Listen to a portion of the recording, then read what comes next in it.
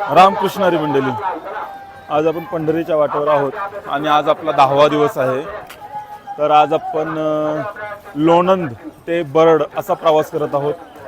बघू शकता आता आपली दिंडी विश्रांतीसाठी थांबली आहे. नाश्ता वगैरे केला आहे आता सर्वांनी.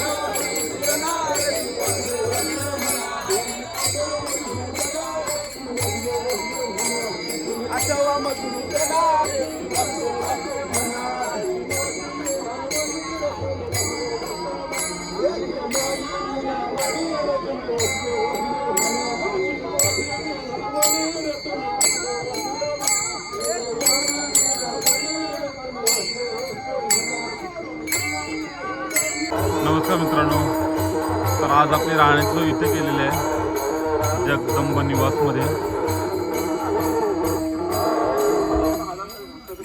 माझे मेराचे ठाव तुझे पाया पाशी तुझे पाया पाशी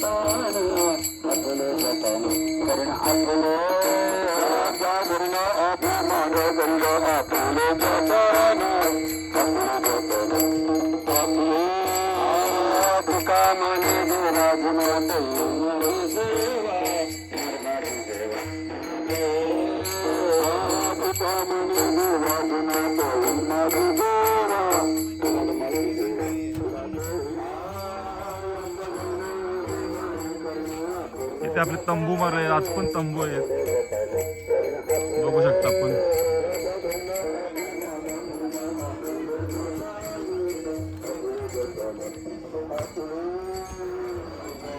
बॅग काढण्याचं काम चालू आहे.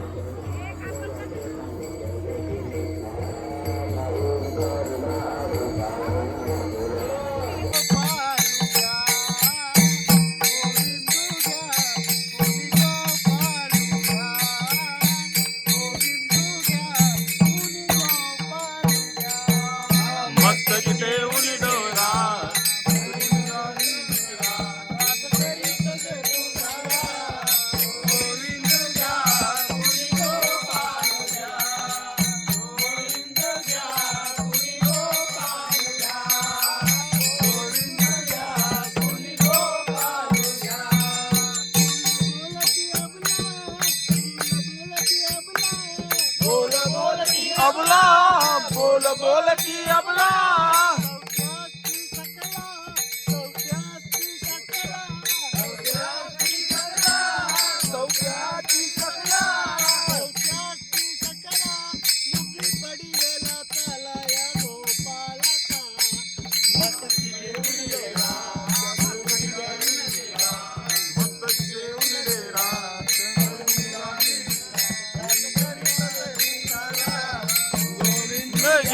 कुणी गोपाल गया गोविंद गया कुणी गोपाल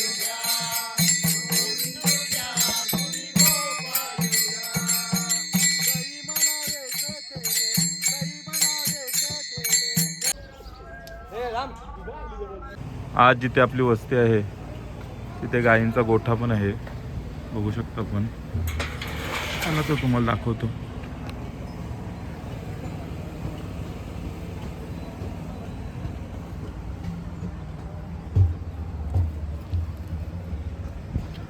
याला मुक्त संचार गोठा बोलतात.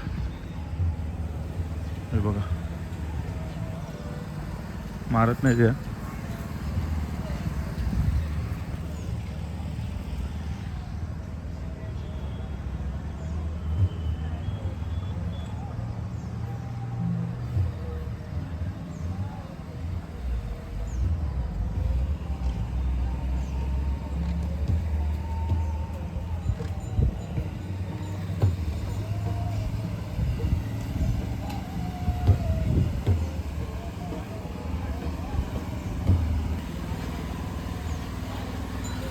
आत्ताच दूध काढण्याचं काम झालं.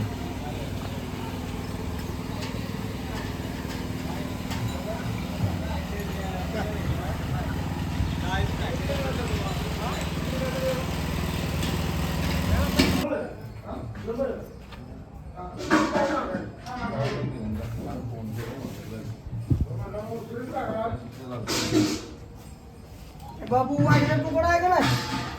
वायरचा तुकडा आहे का?